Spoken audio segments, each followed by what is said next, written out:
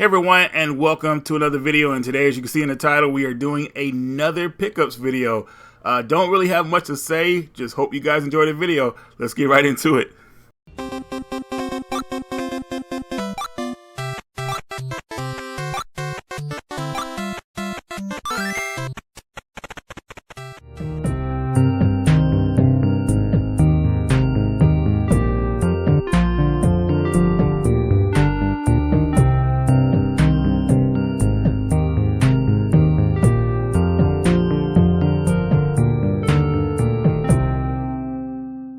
Alright, so here is Rebocop Rogue City. Now, you guys probably saw the recent pickups video I did with Jason, and he was talking about the game. I didn't want to pick it up until I found it for a good price, and I did on Whoop for 30 bucks, so I grabbed it immediately. So, Rebocop Rogue City is a somewhat open world like action game, and it takes place after the first Rebocop movie, but before the second movie. Second movie is kind of like weird because the direction they went with the story. But this game could have been a true sequel to that, would have been the true sequel to the first movie. I don't know if people consider this canon, but it should be. The first level actually has you start off in a hostage situation where you have to rescue some people. And once they start playing the Rebocop theme, I was like, man, I went crazy. Like, that was it for me. Like, I knew I was going to like this game immediately. And it really just, like, man, just definitely pulls you in. If you're a Rebocop fan, I mean, this game is a love letter to you. Now, as you can see, this is a first-person shooter, but at the same time, you don't move slow like Rebocop does in the movie. Like, you can actually like jog a little bit. It doesn't. I wonder. It's kind of funny how to think how Rebocop moved in the movies, and like to see him like maybe run a little bit. How funny it would look. So maybe that's why they chose this to be a first-person game, because it would probably look really silly. This game has a lot going for it, and if you see it for a good price, you should definitely pick it up. And now let's take a quick look at some games from Project Retro Games. I think you guys will really like these releases. Here is Fantastic Night Dreams Cotton. This is the original game translated in English for the PlayStation system. Now, if you haven't played Cotton, this is a horizontal shooter, which I guess you would call more of a cute-em-up type game. But as you can see, this long box version has a English manual, which looks outstanding. Excellent job from Project Retro Games on that. Very impressed. And also, you guys know about the press disc they make.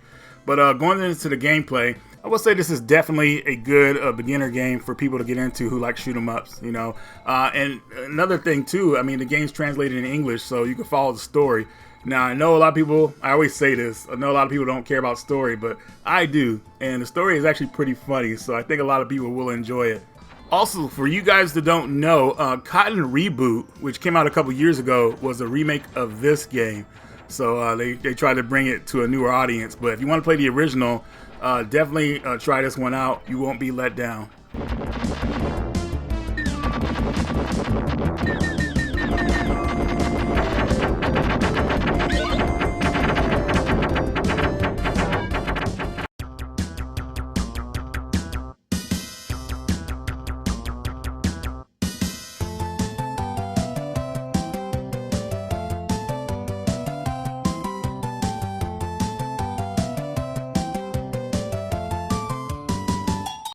Alright, so here is Alundra Un-Working Designs Edition. Now, this collector's edition comes with 3 maps. You can see the slipcover case, which is pretty badass.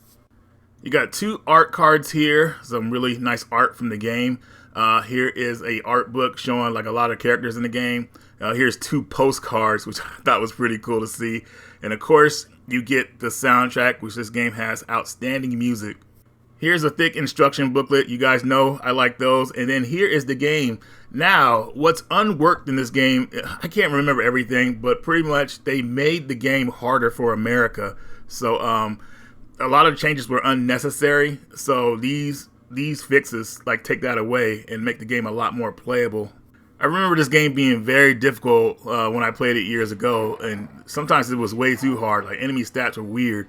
But I did end up beating the game and enjoying it. But I felt like if I played this version of the game, I would have enjoyed it a lot better and just had more of a rememberable experience with this game.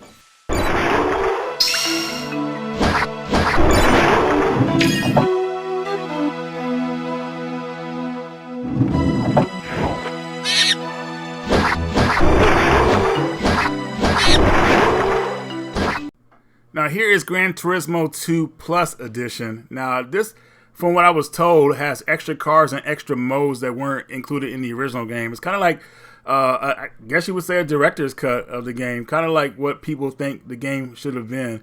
So I've never been a Gran Turismo person, but people have told me that Part 2 is the one that kind of like got them into the series. So I figured, like, if I want to get into the series, I'm gonna start with the old school Part 2. But you guys let me know what you guys think about the Gran Turismo series.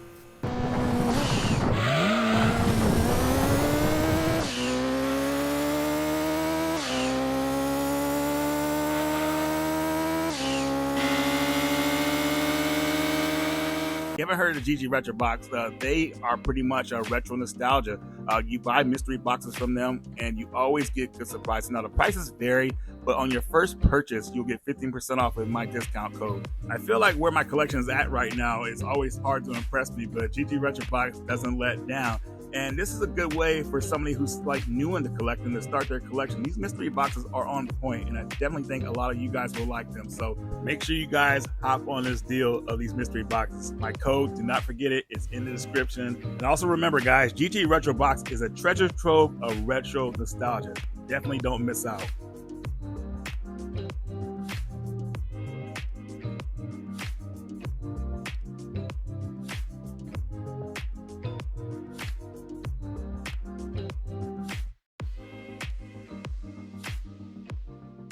Here's the Felix the Cat collection. So this comes with the NES game and the Game Boy game. Both are underrated gems. You know, I originally used to have the NES version, and that game is very similar to something like Super Mario Bros. 3. Like you have costume changes and things like that to help Felix get through the levels. The Game Boy version is much of the same too. Both of these games were just like, I felt like they didn't really get a lot of recognition back in the day because they were overshadowed by other games. But they're here now in this collection, and it's something you definitely probably want to pick up, especially if you like platform games.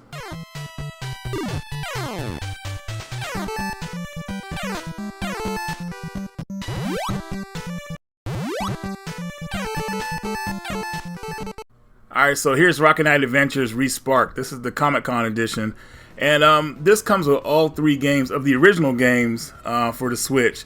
Now, my favorite game in the series is actually Sparkster for the Super Nintendo. I guess I just have that nostalgia for it. You know, it was the first one I got to play, but I consider it the best one in the series, the original game.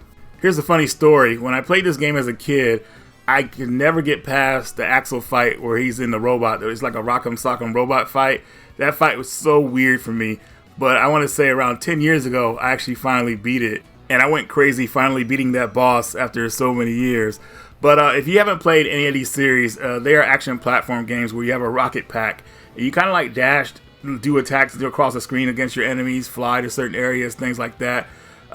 It's just really a well done game. With this collection coming out, I have a feeling that somebody has like gotten the rights to the Sparkster games, and they're probably making a new one.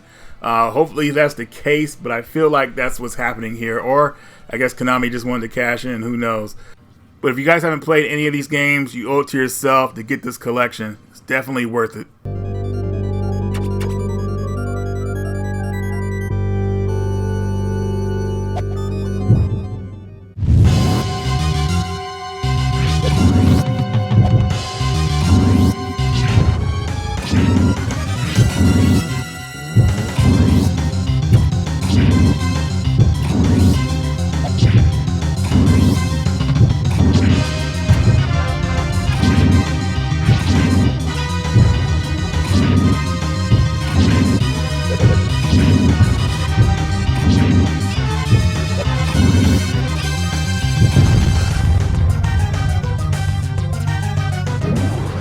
Here's NBA Ballers. This is a one-on-one basketball game, and I originally owned this game, but come to find out, I remember I let a friend borrow it in the military, and he never gave it back to me. So I'm like, wow, dude, I haven't played this game in like almost 20 years.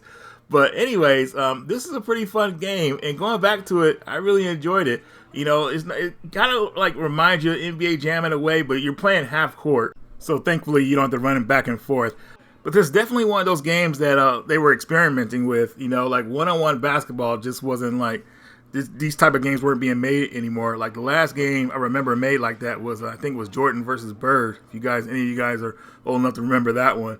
But anyways, definitely a solid series. They were able to make 4 games, 2 on the PS2, 1 on the PS3 360, and 1 on the PSP that I need to find. Spec Ops: The Line. Man, this game is deep. I've been trying to get Jason to play this game for years, but when I first played this game, I was just like blown away with the craziness that happens in this game. There's a lot of stuff going on, and I don't want to reveal too much. It's just better for you guys to experience yourself. But I got the 360 version because it's backwards compatible, where the PS3 version is pretty much locked on that system. This game was overshadowed, but the work that the developers put into this game is amazing, and it really catches what soldiers go through like during a combat experience. Just a lot going on with this game. Like I said, I'm going to leave it at that. You guys got to experience yourself, and I would love to know if anybody has played this game in the comment section. Let me know what you think about it.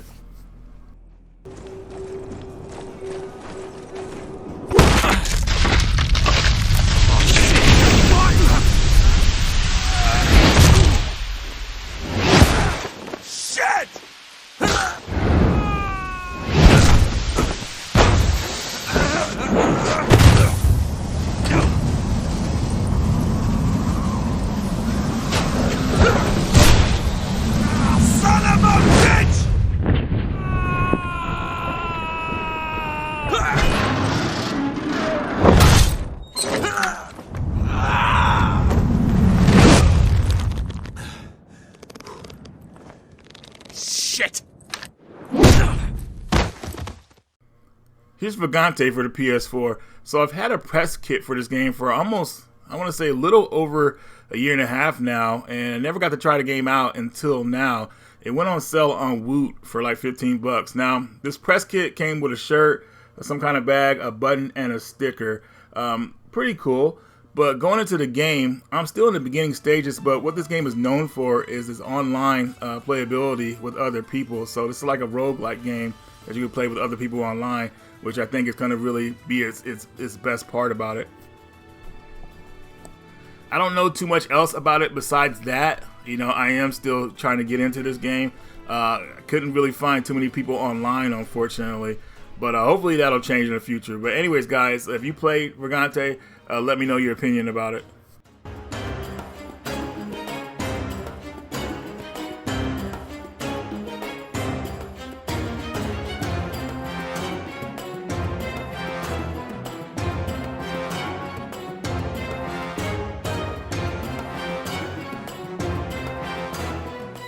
Fort Solis. So yeah, this game was 10 bucks on Woot, and I thought I was getting a great deal because I watched the trailer for it.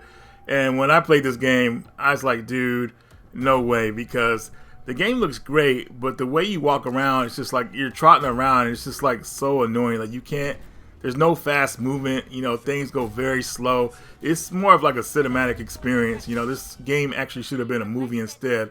Now, it has good voice acting, and some scenes are pretty well done, but I don't know if this game will be for everybody. Like, if you're looking for a cheap PS5 game for 10 bucks, then maybe, you know, it might be a good deal, but for somebody looking for something that really stands out, it doesn't really offer much, unfortunately. The game's around 4 to 5 hours, and you're just kind of like just trotting around, which is annoying. There's no like sense of urgency, so yeah, some people might want to pass on this one. Castlevania Advance Collection for the Switch. Now, I got the PS4 version a few months back, and I saw a good deal for the Switch version, so I said, you know what, might as well pick this one up. If you guys don't know about these games, they are Metroidvanias for the Game Boy Advance originally, and now they've been ported to like more modern consoles with new features like save states and things like that. Now, I still need to play and beat Circle of the Moon. That game threw me off back in the day because I hated the animations for the character. I just felt that they were kind of cheap. But with Area of Sorrow and Harmony of Destinies, those games are like, the animation in those games just were well done. It kind of like really intrigued me. But I don't know, Circle of the Moon I hear is a good game. It's pretty short from what people tell me. I'm going to get into it pretty soon. So definitely happy to have this collection. And also, this game is not really a part of those games, but it's more of like a remake of Rondo of Blood. We got Dracula X on here, which is it's a tough game, but yeah, I'll let you guys judge it.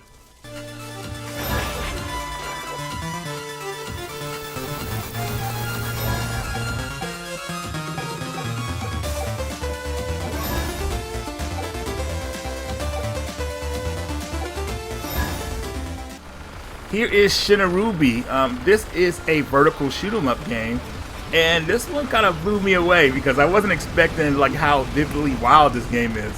But I picked my ship out, and one thing about this game that you need to know is that there's two shots. You know, there's a spread attack and then there's a direct attack. Like the spread attack you're going to be using all the time in this game because enemies are coming at you from so many different angles, and they're relentless. But it's fun taking them out and getting the score point rewards for it.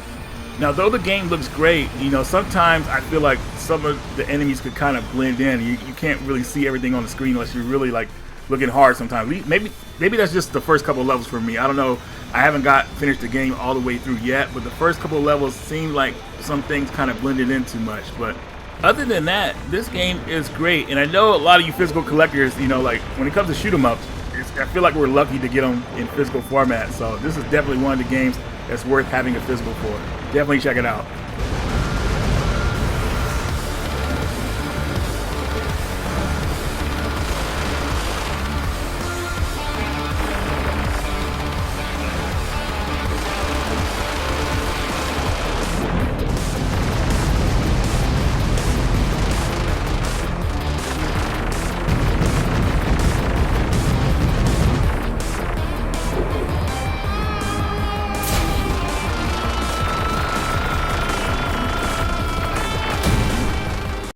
Sonic Superstars is a game I didn't think I would enjoy, but man, when I finally played it, this game is freaking awesome. Now, initially, a lot of people turned away from this game because I think it was like 60 bucks when it first came out, so this game is definitely not no $60 game.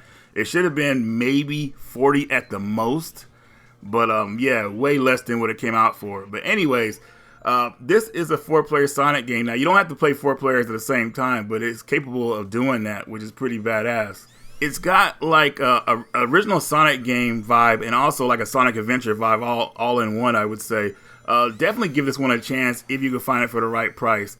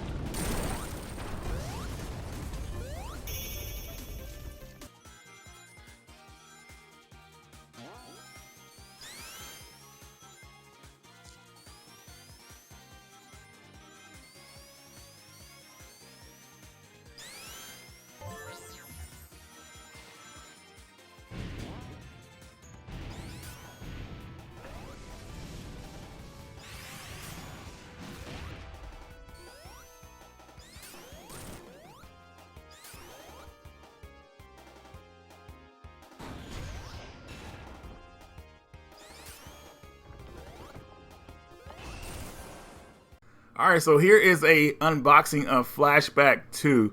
Now, this collector's edition originally was releasing for 200 bucks, and I thought that was insane. But I saw it on Woot, and it was going for 34 bucks. I said, you know what?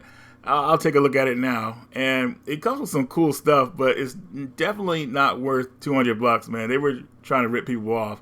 But it does come with a cool statue, a couple art cards here, stickers. Stickers.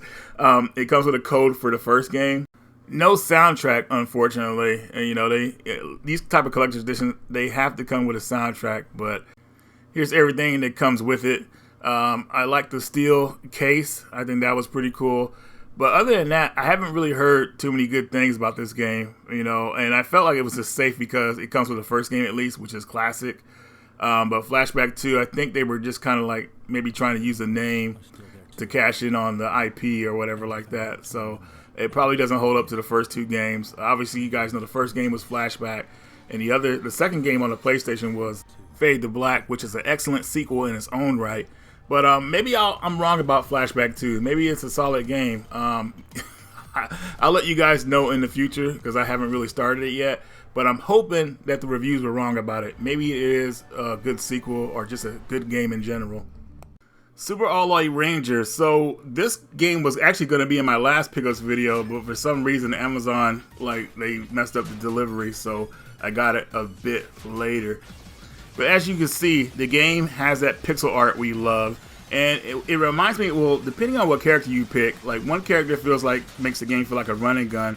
The other character like has more like slash attacks, so the game feels a bit different with each character you play as. The game has around 12 levels to go through, and each level has a boss in them, so it has kind of like that Mega Man like feel to it, where you go like select which level you want to go to first, or just play the game how you want in the beginning and then kind of come to a conclusion at a certain part. I'll give you guys more details about this game like probably in another video, but so far I'm enjoying it.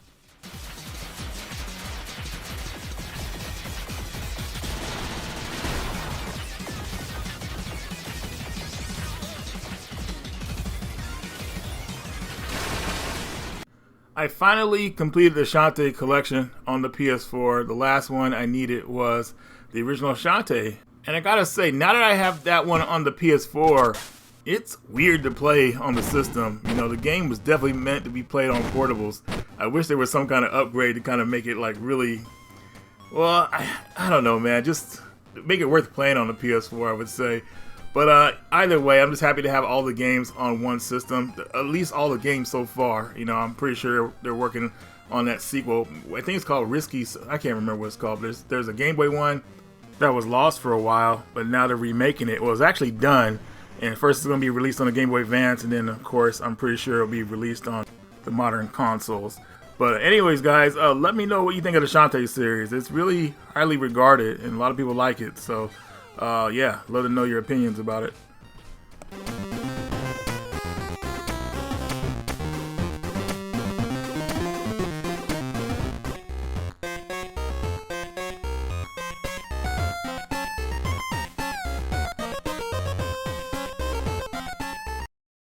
And I want to give a shout out to my buddy Kyle. He sent some things that came last minute, so I didn't really get to include everything in the video. But this Dreamcast right here is region free with a switch to play backups. And of course, I got the movies here. And what's upside down here is Repo Man. Not the one that came out with Forrest Whitaker and the other guy, I can't remember his name. But this is the one with Emilio Estevez from 1984, which is a badass movie. But anyways, guys, that's all I got for you in this video. Thank you for watching. Radical Reggie, and I will see you all later.